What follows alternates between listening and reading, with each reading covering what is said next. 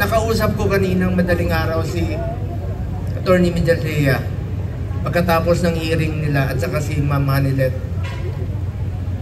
Kaya siya ganun siya magsalita.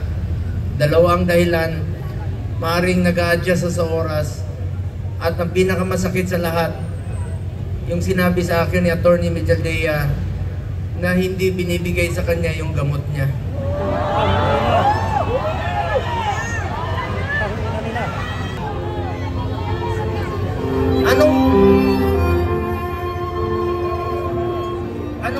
Anong gusto nilang gawin kay Tatay Digong? Kung kaya nilang ipadala si Tatay Digong doon, gawan nyo ng paraan paano siya ibalik dito.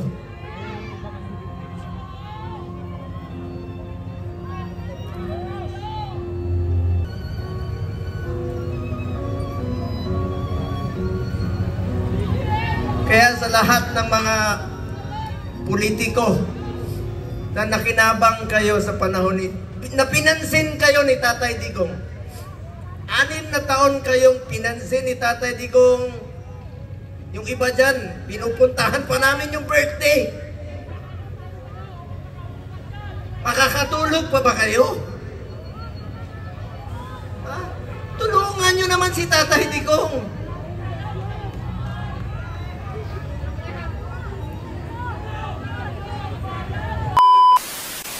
Kailanman iniwan si Tatay Digong, atin pong tawagin si Senator Christopher Bong Go!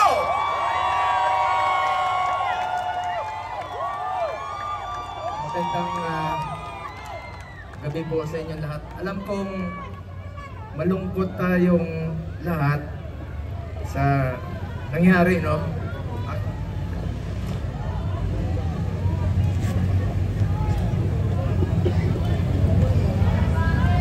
Alam nyo, kwento ko lang po sa inyo ang huling balita ko kay Tatay Digong. Matagal kaming magkasama. Alam nyo, higit pa sa tatay ang turing ko sa kanya. 1998, una po akong nanilbihan sa kanya. Hanggang 2022, kahit senador na po ako, sinasamahan ko siya hanggang sa huling araw ng kanyang termino. Sumama po ako hanggang makauwi siya sa bahay niya nung June 30 of 2022. Alam ko yung hirap na niya. Halos hindi na nga makasuot ng medyas. Sinong magme-medyas sa kanya doon?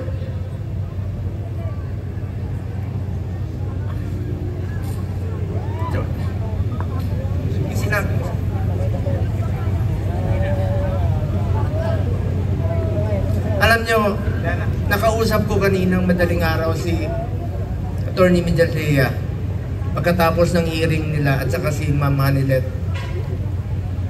Kaya siya ganun siya magsalita.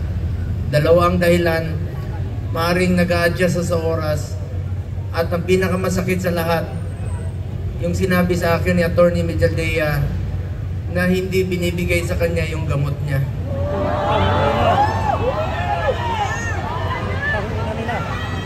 Alam niyo ba, hindi nga niya alam kung ano yung gamot na iniinom niya, binibigay sa kanya ng nurse niya.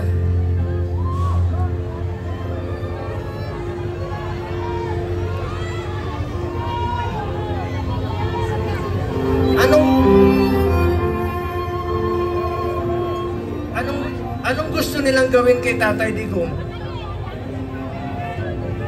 Kung kaya nilang ipadala si Tatay Digong doon, gawan nyo ng paraan paano siya ibalik dito.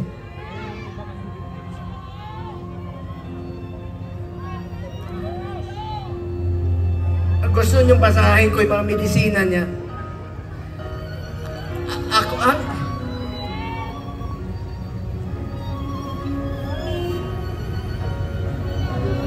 minsan nagtitwitch yung kamay niya, sabi ni Bingbong kahapon.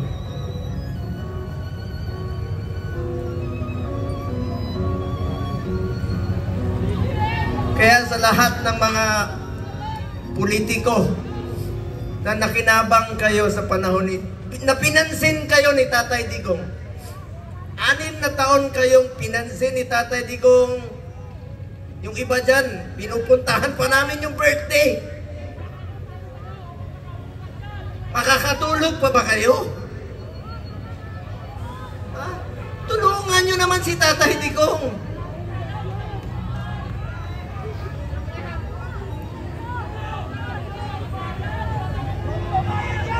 Alam nyo, hindi naman tatakas si Tatay Digong. Nung Sabado, maraming nagpapayo sa kanya. Kami, sinabihan namin, Tatay Digong, pagpaliban mo muna. Pagpaliban mo muna yung pagpapauwi mo rito. Alam ni Mama Nilet yun, alam ni Iyes yun, alam ng mga kasama niya. Dahil meron na pong threat sa kalusugan niya, sa buhay niya. Hindi natin alam eh. Pero mas pinili niyang umuwi at harapin. Ibig sabihin nun, hindi tataka si Tatay Digong. Hindi tatakbo si Tatay Digong na hindi lang niya kaya tumakbo. Nakasungkot. Kaya pa ba niya tumakbo? Mga politiko, nananawagan ako sa inyo. Pinansin namin kayo sa 6 na taon, hindi namin kayo pinabayaan. Tulungan nyo naman, Tatay Digong. Tulungan nyo naman. Nangungulila lang. Alam nyo, hindi. Pagdating niya, ako mismo, meron na akong pass para sunduin kasama ko yung 3 doktor niya. Dahil schedule po siya magpa-check up sa Cardinal Santos. Pero, bagamat, since 2022, di na kami alam niyo, 1998 hanggang 2022, halos araw-araw kami magkasama. 360 days, out of 365 days, magkasama kami. Noong 2022, may trabaho na po ako bilang senador, hindi na ako nakakasama sa kanya. Pero hindi ko po pinapabayaan yung medical niya dahil yun po ang pinangako ko sa kanya hanggang sa pagtanda niya, hanggang sa kamatayan niya, hindi ko po siya iwanan. Lalong-lalo na po sa medical. Alam nyo, nakaraang 4 na buwan, monthly siya nagpapa-check up. Yung dinidrip po siya, you may check with the doctors, i-check niya sa hospital. Sinasamahan ko siya doon, dinidrip siya para humaba ang kanyang buhay. Scheduled siya March 12. Pero ngayon, pati gamot ipagkakait. Sinong mananagot niyan pag may nangyari kay Tatay Digong?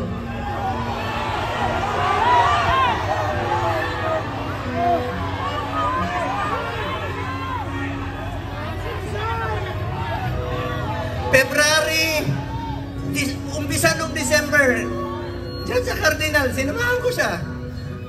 Kasama si Ma'am Hanelet. Enero, bumalik uli kami. Pebrero, bumalik uli kami.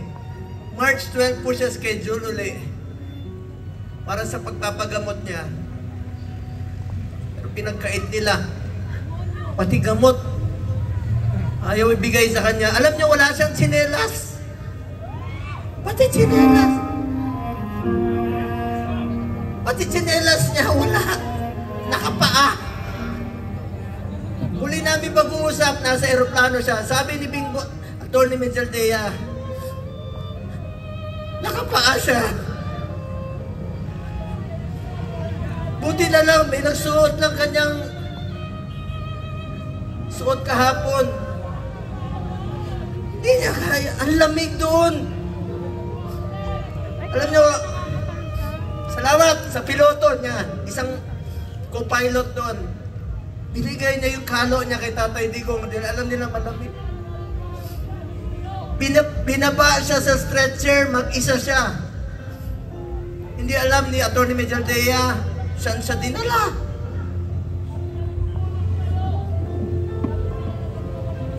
Alam ko na umulila kayo, nakausap ko si Kitty kahapon. Alam niyo, bilib ako kay Kitty.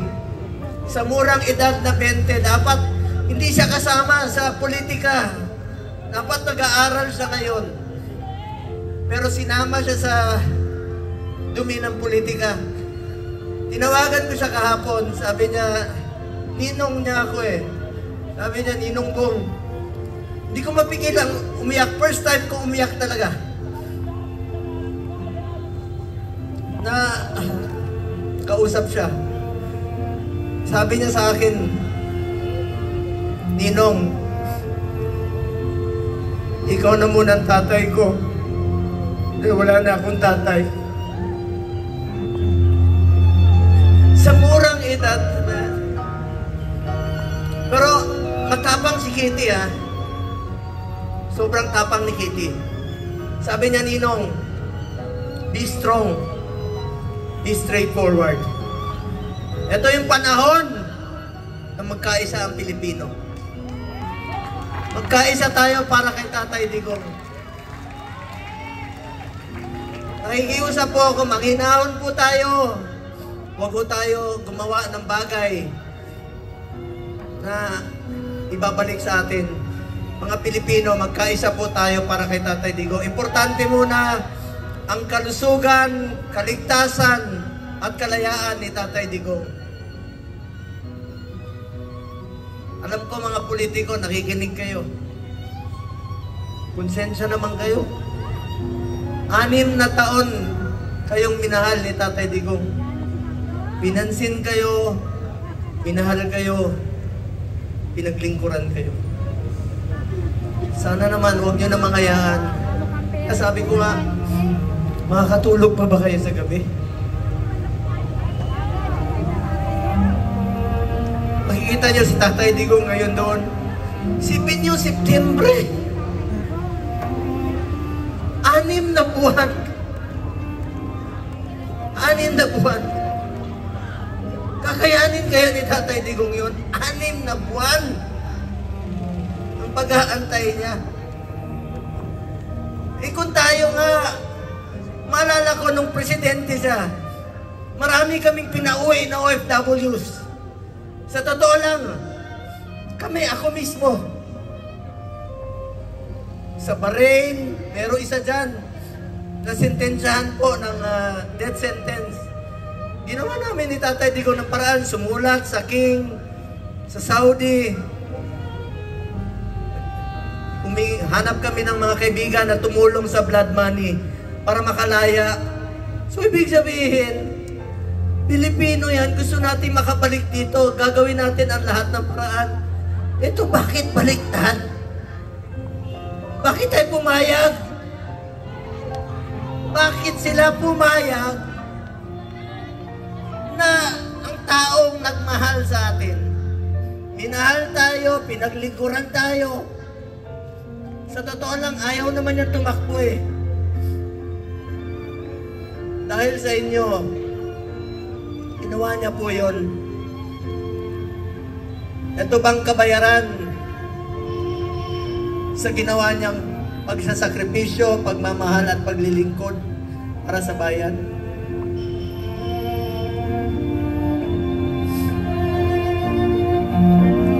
No. Mga kababayan ko, magtulungan tayo na balik si Tatay Digong. Alam ko nangungulila kayo. Alam ko maraming Pilipino halos hindi makatulog. Hindi tayo makatulog. Alam niyo, marami ako narinig. Yung iba, kahit hindi natin kasama sa politika, marami nagte-text sa akin, hindi nila matanggap na bakit hinayaan, payagan na magkagano. Ikiusap po ako, alam ko nakikinig naman po kayo. Kung kaya niyong dalahin si Tatay Digong ng ganon kabilis, sana ibalik niyo po dito sa amin. Nangungulila po ang Pilipino.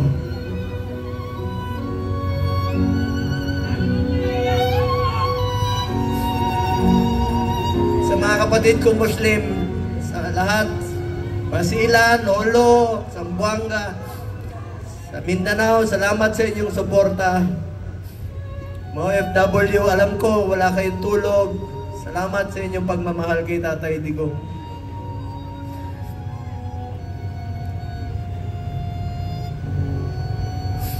Mga taga-Visayas, alam ko mahal na mahal yung mga Bisaya. Salamat. Kahit dito sa Luzon, alam ko nangungulila tayo. Dasal po tayo. Please lang, yan lang po ang pakiusap ko sa inyo. Pagka sana huwag siya pabayaan ng Panginoon. Ako po ay natatakot. Natatakot sa kanyang kalagayan. Sanay po siya na inaabot sa kanya ang lahat. Damit, pagkain, itong medisina po.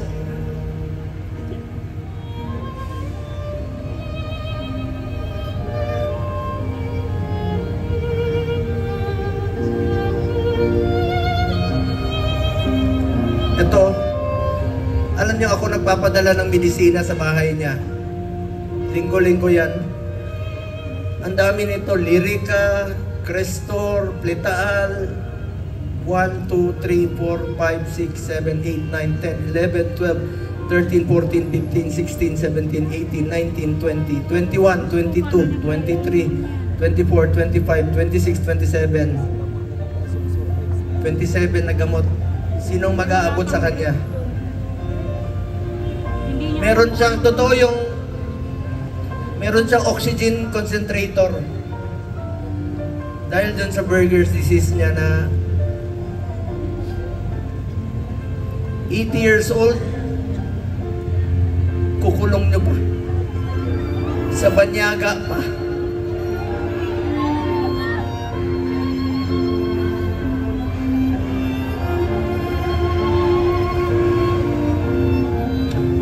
Alam nyo, hinahon lang ko kayo. Alam ko mahal nyo si Tatay Digong. Mahal natin si Tatay Digong. Magkaisa tayong lahat, mga kababayan ko. Alam nyo ngayon, daming naninira sa amin ni Bato. Kanina, sinasabihan kami na naglaglagan, mga ganun. Alam nyo, huwag kayong maniwala sa mga yan. Yan ang tinatawag na gusto nila kami hilain pababa. Gusto nila kaming sirain. Ako naman po, buklatin nyo man at pag namatay ako, buklatin nyo ang katawan. Duterte po. Wala po. Halos wala po akong panahon sa anak ko. Wala akong panahon sa tatay ko. Tatay Digong na po ang naging tatay ko. From 1998 hanggang 2022. 24 years yan, araw-araw kami magkasama. At sinabi ko sa kanya, Tatay Digong, hanggang kamatayan mo, hindi kita pababayaan. Lalo na sa medical mo. Ngayon, sino na po mag-aabot ng medisina niya? Sa mga nagpakulong sa kanya. Makonsensya kayo. Makakatulog pa ba kayo? Lalo na yan, Lisa na yan. Gusto Lord. Para nyo kaming kinuna ng Ama.